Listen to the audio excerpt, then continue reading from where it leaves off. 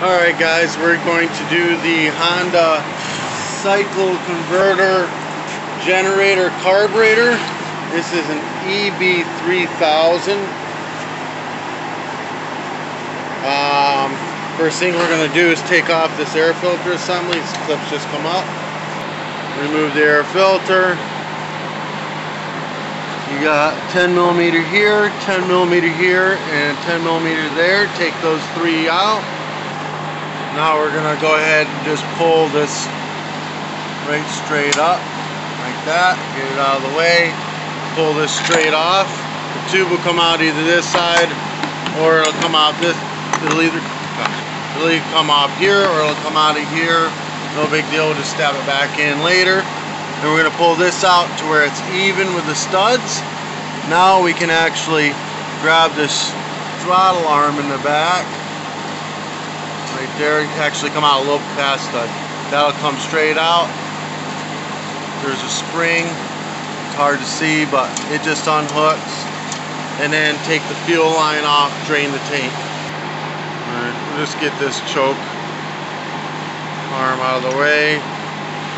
Alright, now we're going to take this 10 millimeter bolt off the bottom. The gasket stays on there, just leave it on there. Don't lose it, it's important. Just make sure you've got that. Now we're going to go ahead and take the bowl off. Like right now it's a little stiff, you may have to tap on it. I use the ratchet, just tap on it gently while you're holding the carb. Then we're going to go ahead and take this pin out. It'll slide right out one side or the other. Like the washer fell off, don't lose it, it's important to have that.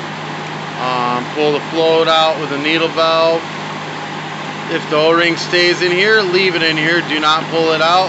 If it stays on here, leave it on there. Just try not to swell it up or anything, you know. I'll put, you know, the whole carburetor, everything you'll need to do this job in the description below. Alright, now, hold on, let me get a screwdriver. So I use a number 2 flathead screwdriver, and I just grind the ends off the sides. That way you can get down into where the jet is. And when you find the jet, you're going to hold tightly onto the carburetor and hold firmly onto the screwdriver, forcing it kind of into the jet, and then give a quick jerk counterclockwise to break it free. Now if it starts stripping, don't worry about it, don't take it out. We'll just clean it while it's inside of there. But I like getting it out and getting it really clean. Now there is an orifice tube inside of this as well. The flat side goes towards the jet. It'll go in like this, but since it fell out, we're going to leave it out. You don't have to pull it out. You can just spray through it with a can of carb cleaner. Now we're going to remove the idle screw. This part right here is an idle circuit jet. Now you don't have to clean it out, but if it is dirty, it will make the generator surge up and down. So I like pulling it out and making sure it's clean. Stick your flathead under there, give it a twist, and it'll pop right up. So this is the idle circuit jet, no big deal. Now we're going to take a can of carb cleaner with a straw. We're going to spray through this section. We're going to spray through where the needle valve goes, clean all this area out. Spray through it this way. And then where the jet goes, give it a good rinsing out as well. Make sure it's clear. There is a little hole right here, make sure that's clear. Then we're going to spray through this idle jet, the orifice tube, and the main jet. You got to make sure the main jet is completely clean. Then we'll clean out the bowl, make sure it's completely clean, and then clean the needle valve and float, make sure it's completely clean. Make sure the rubber tip on the needle valve isn't torn or swollen. Now the most important piece is this one right here. You want to make sure it's nice and clean and that you can see through it without any debris at all in there. If you have to, you can always push a wire through it. I found that a wire from a wire wheel, if you pull that out with a pair of pliers, is exactly perfect with the diameter. Do not drill it out, do not make it bigger. You're not going to make it run better. It will not run at all if you do that. But get it nice and clean, and then you're ready to put it back all back together. Alright, now reassembly is very simple.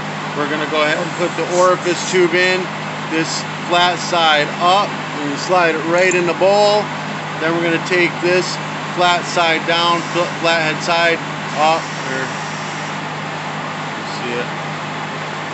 We're going to put this down in, and then we're going to tighten that down with a flathead screwdriver. Then we're going to take the clean float and we're going to put it in. Some staining is fine. It's not going to get perfectly spotlessly clean. We get it in place again, and then push the pin inside to hold it in place. Then the bowl, we're going to, nice and clean. We're going to put it on. The fuel inlet is on this side, so the drain bolt will go on the opposite side, and then the drain bolt itself, see, it's still dirty there. We want to clean it really well, scrape it with a screwdriver, rinse it out like that. A little bit of debris like that go right into your jet, mess you all up.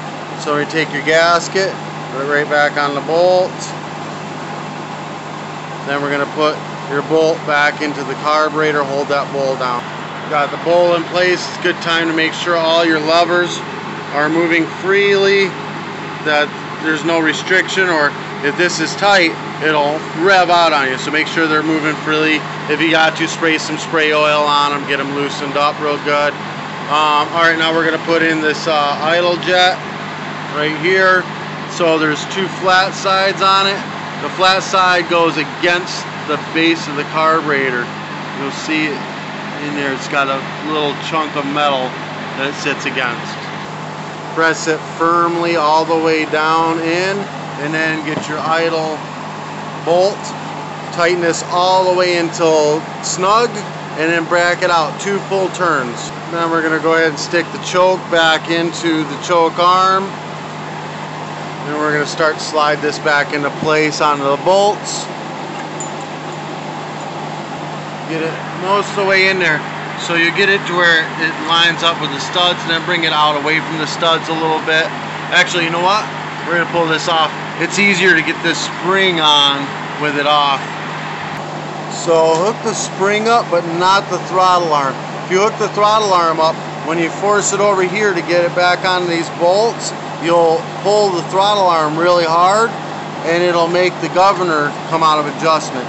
So then you slide it on all the way down to where the studs come out, and then pull it back out a little bit.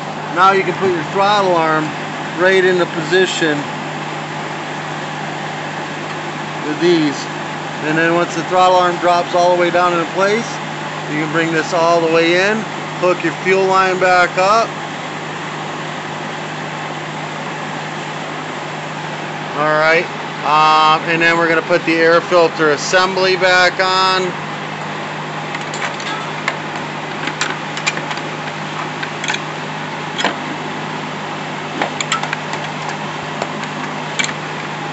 I need 2 hands. Put the 2 nuts on it and the bolt in it.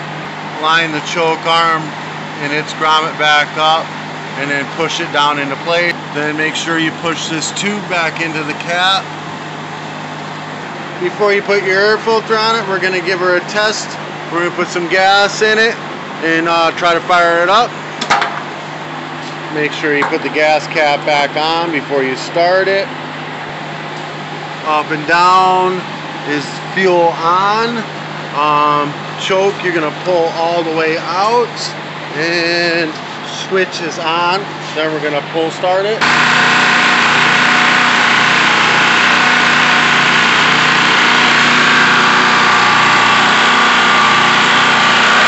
I'll put indicators on.